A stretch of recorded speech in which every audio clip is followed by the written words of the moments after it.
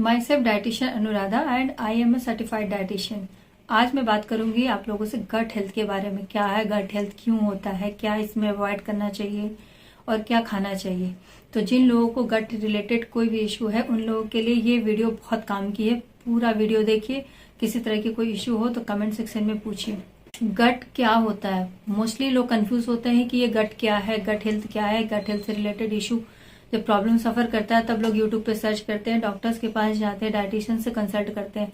पर सबसे पहले समझना है कि ये गट क्या है और ये क्यों होता है। तो गट जो है हमारा गैस्ट्रो इंटेस्टिनल ट्रैक्ट जो होता है, जिसे हिंदी में हम छोटी आंत और बड़ी आंत कहते हैं, मतलब लार्ज इंटेस्टाइन और स्मॉल इंटेस्टाइन।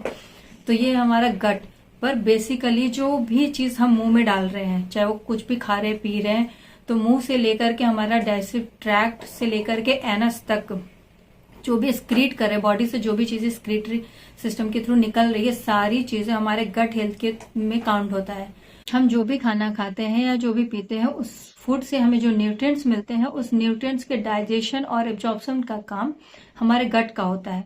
और हमारे गट में ट्रिलियंस ऑफ बैक्टीरिया होते हैं और उस बैक्टीरिया को हम कहते हैं माइक्रोबायोटा। और ये माइक्रोबायोटा, जब उसमें बहुत सारे गुड बैक्टीरिया भी होते हैं, बैड बैक्टीरिया भी होते हैं, जब ये दोनों बैक्टीरिया बैलेंस के रूप में रहते हैं तो हमारे गट हेल्थ में कोई इश्यू नहीं आता। पर जब ये इम्बैलेंस होते हैं, डिसबैलेंस होंगे, तो मुझे या जिन लोगों को भी गट हेल्थ से रिलेटेड इशू है उन लोगों को गट हेल्थ का इशू स्टार्ट हो जाएगा। जब तक आपकी बॉडी में गुड बैक्टीरिया और बैड बैक्टीरिया का बैलेंस है तब तक तो आपको कोई गट हेल्थ का इशू नहीं आएगा। पर जैसे ही ये डिसबैलेंस होने लगता है तो गट हेल्थ के इशू शुरू हो जाते हैं। तो सबसे ज्यादा इंपॉर्टेंट है कि हमें ये गुड बैक्टीरिया और बैड बैक्टीरिया का बैलेंस बनाए रखना है। उस बैलेंस बनाए रखने के लिए हमें healthy life style, healthy food को फॉलो करना बहुत जरूरी है। जब हमारे शरीर में ये गुड बैक्टीरिया और बैड बैक्टीरिया का डिसबैलेंस होने लगता है हमारे गट में, तो हमारे शरीर में बहुत सारी बीमारियां उत्पन्न होने लगती हैं।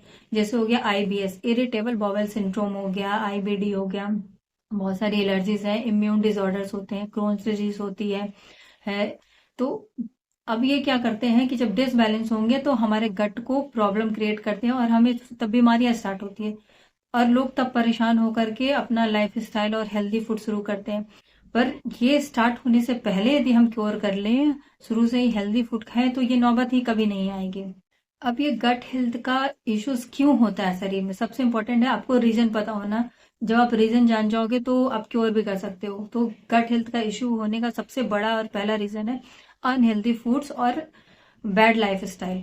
तो सबसे पहले आप अपने हेल्दी लाइफ स्टाइल और फूड्स पे ध्यान दें। दूसरा ऑप्शन है स्मोकिंग हो गया, ड्रिंकिंग, लोग अल्कोहल कंजप्शन बहुत ज्यादा हो गया, तो इस तरह की चीजों को आप अवॉइड कर सकते हो। फिर लीकी गट है। उसके बाद वाटर जो है बहुत ज्यादा जरूरी है। मोस्टली बीमारियों में आपने सुना होगा कि पानी की कमी की वजह से भी बहुत सारी बीमारियां स्टार्ट हो जाती है। तो 2 से 3 लीटर पानी जरूर पीजिए। उसके बाद सबसे पहले अपनी स्लीप क्वालिटी को ठीक करिए। स्लीप यदि आपका सही नहीं, स्लीप की क्वालिटी अच्छी नहीं है, आप अच्छे से नींद भरपूर नहीं ले रहे हो, तो भी आपको बहुत सारी बीमारियों का सामना करना पड़ सकता है। और गट हेल्थ में तो स्लीप बहुत इंपॉर्टेंट है कि अच्छी 7 से 8 घंटे की आपको अच्छी नींद आए। और मोस्टली होता है कि 60 से 70 साल या फिर जब ज्यादा एज हो जाती है तो भी गट हेल्थ के इश्यू स्टार्ट हो जाते हैं। कैफीन का एक्स्ट्रा कंजम्पशन भी बहुत बड़ा फैक्टर है हमारे गट हेल्थ को अफेक्ट करने में। तो कोशिश करना है कि कैफीन हो या फिर स्मोकिंग है, अल्कोहल है, इस तरह की चीजों को हम अवॉइड करें। घर का खाना खाएं। घर का खाना मीन्स ये नहीं कि कुछ अनहेल्दी घर में ही बना के खा रहे हैं, बिल्कुल भी नहीं। घर में मोस्टली कोशिश करिए कि बहुत सारी वेजिटेबल्स, फ्रूट्स हो गए, या फिर फ्रूट्स में भी बहुत ज्यादा शुगरी फ्रूट्स नहीं, बहुत ज्यादा जो मीठा फ्रूट्स होता है उसको अवॉइड कर सकते हैं। ये तो हो गए रीजंस कि गट हेल्थ किस वजह से इफेक्ट करता है। अब इम्पॉर्टेंट ये है कि हमें क्या अवॉइड करना चाहिए जिससे हमारा गट हेल्थ बढ़िया रहे। तो सबसे इम्पॉर्टेंट है एंटीबायोटिक। तो क्योंकि हम आजकल डॉक्टर के पास जा रहे हैं, सबसे पहले क्या करते हैं डॉक्टर, हमें एंटीबायोटिक प्रिस्क्राइब करते हैं। तो एंटीबायोटिक से होता क्या है कि जो हमारे बॉडी में बैक्टीरिया होते हैं, वो हमारे गुड बैक्टीरिया या बैड बैक्टीरिया, एंटीबायोटिक उसको मार देता है।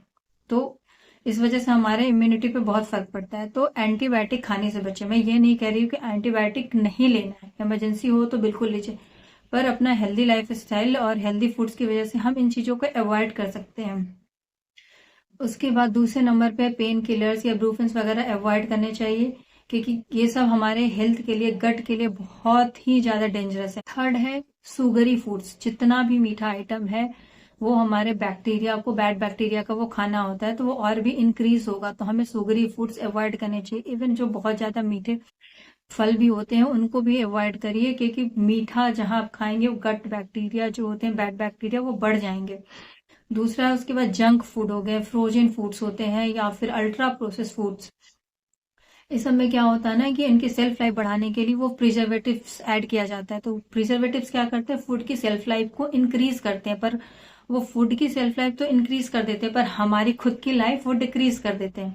तो अपनी लाइफ हमें ध्यान रखनी है, तो बेटर है कि हम बाहर का फूड्स को कम खाएं और जितना हो सके फ्रेश खाना खाने की कोशिश करिए। जितना आप फ्रेश खाएंगे, फ्रेश फूड्स खाएंगे, तो उससे आपको बीमारियां और हेल्थ रिलेटेड या डाइजेस्टिव इश्यूज कम होंगे। मैं ये नहीं कह रही कि बाहर का खाना बिल्कुल ही रिस्ट्रिक्ट कर दीजिए। कभी आप वीकेंड पे बाहर जा रहे हैं या कभी मन किया तो बिल्कुल खाइए या घर पे बना के खाइए, बट इन चीजों को मॉडरेशन में लीजिए, ओकेजनली लीजिए। ज्यादा से ज्यादा कोशिश करिए सीजनल फूड खाने का, क्योंकि सबकी बॉडी ना अलग डिफरेंट होती है।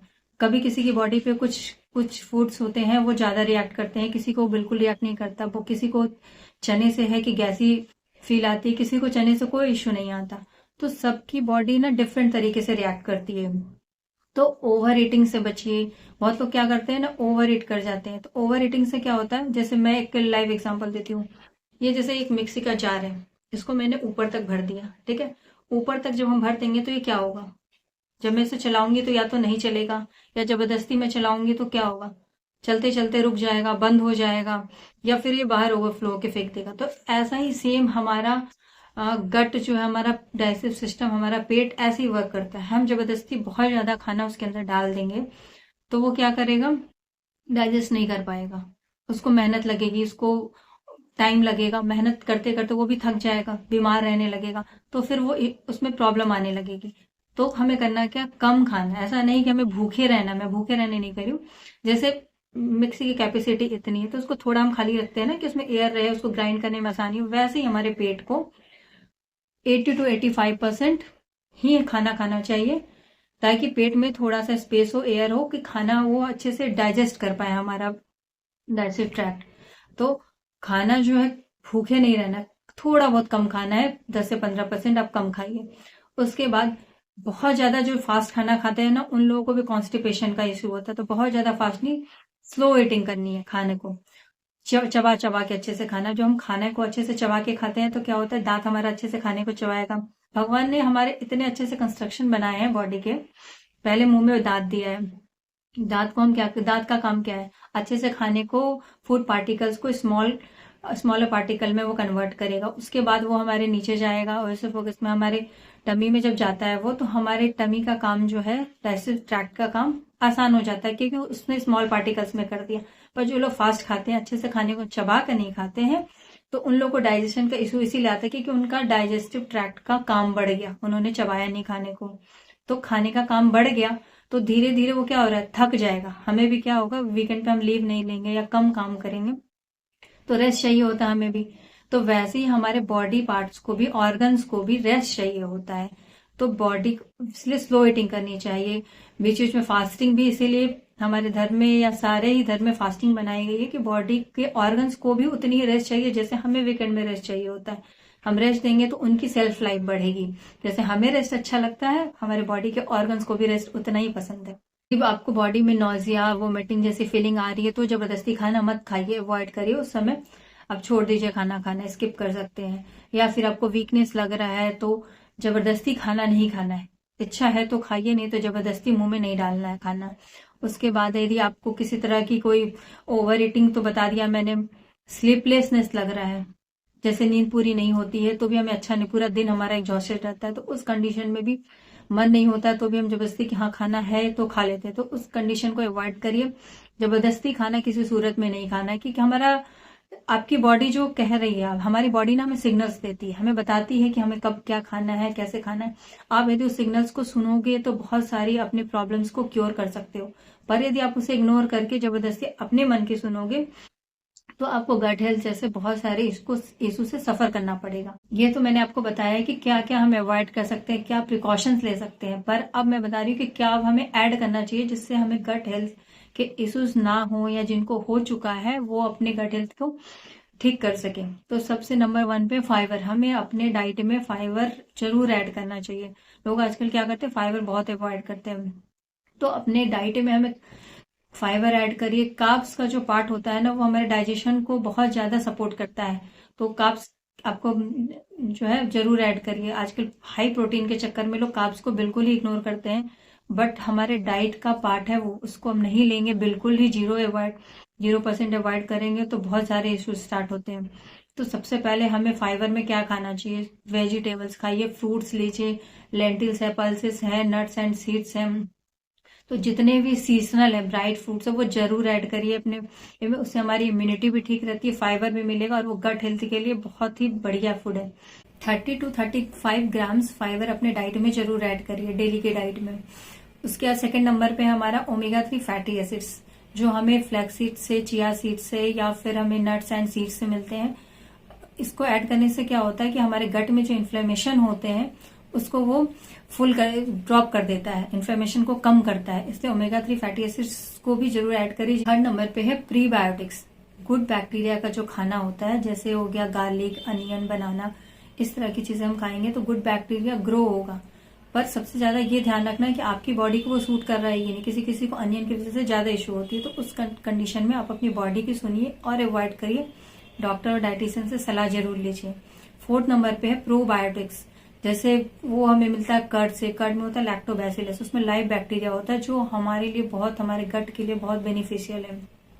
फर्मेंटेड फूड्स हो गए, और फर्मेंटेड फूड्स जैसे हो गए आपके इडली, ढोकला, खांडवी, उत्तपम, तो इसमें क्या होता है ना कि लाइव बैक्टीरिया होते हैं, पर इसे हम नॉर्मल प्रोसेस से बनाएंगे तब उसके बेनिफिट हमारे गट को मिलेगा। जैसे मोस्टली लोग होते हैं इनो या बेकिंग सोडा डाल के हम इंस्टेंट बना लेते हैं, या मार्केट में भी इंस्टेंट MTR के प्रोडक्ट्स मिलते हैं, तो उससे वो बेनिफिट्स आपके गट को नहीं मिलेगा। जो आपने ओवरनाइट सोक्ड करके, फर्मेंट करके बनाया हुआ है, उसमें जो लाइव बैक्टीरिया ग्रो होता है, वो बैक्टीरिया आपके गट के लिए बढ़िया है। तो कोशिश करिए आप नेचुरल प्रोसेस से फर्मेंटेड फूड्स बनाइए। उसके बाद घर का बना हुआ पिकल्स हो गया, फ्रेश पिकल्स, बहुत पुराना नहीं। उसके बाद किमची, कांजी, इस तरह के फर्मेंटेड फूड्स अपने डाइट में ऐड करेंगे तो वो भी हमारे गट हेल्थ के लिए बहुत अच्छा है। फिर हो गया कि अपने डाइट में आप लोकल और सीजनल फूड्स ऐड करिए, डाइवर्सिटी लाइए, एक तरह का खाना मत खाइए। जो भी हमारे सीजनल में अवेलेबल है, कहीं घूमने भी जा रहे हो तो कोशिश करिए वहां का लोकल और सीजनल खाना खाइए। उसके बाद है कि आप हर्बल टी ले सकते हो, जैसे जिंजर और मिंट की टी हो गया, या फिर आप सेपरेट भी इनकी टी बना के ले सकते हो, या पानी में डाल करके 5-6 घंटे पानी में आप जिंजर को डाल दिया या मिंट को, या दोनों को साथ में भी डाल के उस पानी को भी दिन भर लोगे तो आपके गट हेल्थ के लिए वो पानी बहुत ही बेनिफिशियल है। फिर आप फाइटो न्यूट्रिएंट्स अपने डाइट में ऐड कर सकते हैं, जैसे बेरीज हो गए, वेजिटेबल्स हो गए, फ्रूट्स हो गए, तो जितना भी हो सके सीजनल फूड्स अपने डाइट में ऐड करिए। देन आप वाटर और वाटर रिच फूड्स भी अपनी डाइट में ऐड करके अपनी गट हेल्थ इशू को क्योर कर सकते हो। बहुत लोगों का मेन इशू जो है वाटर की वजह से भी होता है, तो इस चीज का ध्यान आपको देना होगा या नोटिस करना होगा कि किस फूड से आपको गट हेल्थ का इशू बढ़ रहा है, कहीं वो रीजन पानी तो नहीं है। फिर है कि अच्छे से स्लो ईटिंग करनी है। बहुत लोग क्या करते हैं, फास्ट ईटिंग करती है, मैंने बनाया ना, फास्ट ईटिंग भी नहीं करनी है, ओवर ईटिंग भी नहीं करनी है। फिर आता है हमारा स्लो ईटिंग का प्रोसेस। बहुत लोग जो फास्ट खाते हैं, जैसा कि मैंने स्टार्टिंग में बताया, फास्ट खाने की वजह से भी गट हेल्थ इशू होते हैं, तो स्लो ईटिंग करके हम उस इशू को क्योर किया जा सकता है। आप अपने मील को रेगुलर खाइए, आज जैसे जिस टाइम पे खाए नेक्स्ट डे भी कोशिश करिए कि हम उसी टाइम के अप्रॉक्स खा ले।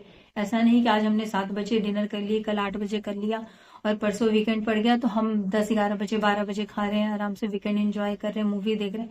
तो ये नहीं करना, आपका मील टाइम प्रॉपर होना चाहिए, टाइमली होना चाहिए। आपको जागना है बिल्कुल जागिए, बट आप डिनर कर लीजिए और टाइम से खाइए। तो ये रीजंस ऐड करके भी आप अपना गट हेल्थ इशू को क्योर कर सकते हो। हेल्दी फूड के साथ साथ अपने स्लिप क्वालिटी पे भी बहुत ज्यादा फोकस करिए, क्योंकि स्लिप अच्छी ना होने की वजह से भी सारी मेहनत वेस्ट हो जाती है।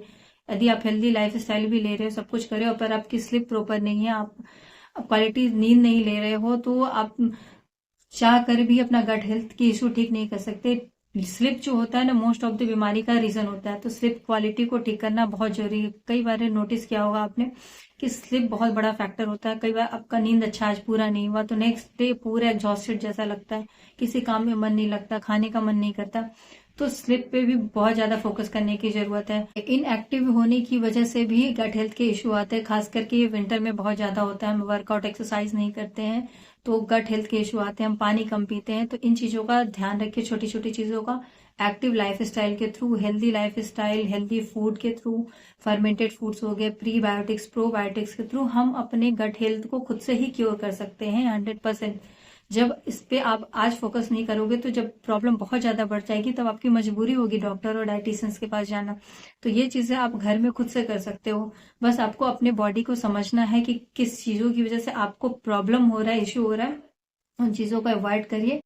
वीडियो अच्छी लगी हो तो लाइक एंड शेयर करिए, और आप मेरे चैनल पे पहली बार आए हैं तो सब्सक्राइब करना मत भूलिए। Thank you for watching.